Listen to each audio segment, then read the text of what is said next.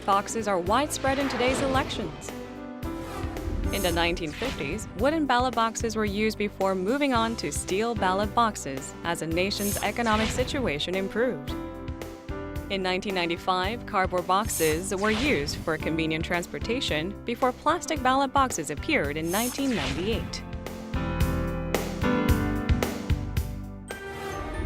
Voting is a sacred right which determines the leader of a nation.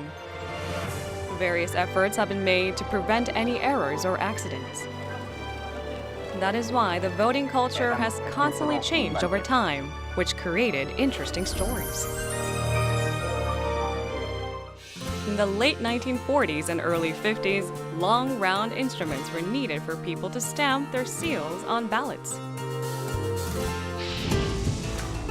So bamboo and empty cartridges were used. These two items were easy to find in the difficult times and were used as voting instruments for nearly 20 years.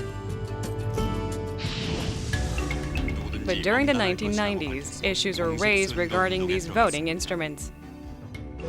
Once a ballot was filled out, it had to be folded in half, but the ink would smear on the paper, making it difficult to determine who the vote was for.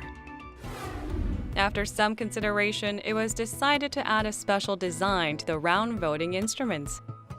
And so the stamp was carved with a Chinese character meaning person.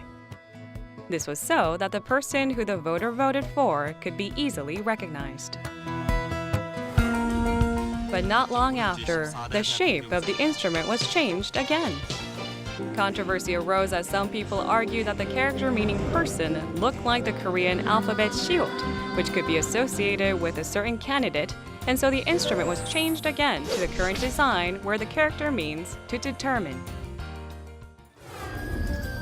The Korean voting culture has gone through considerable change for the past 70 years. It is a reflection of the considerations and efforts made to represent the will of the people.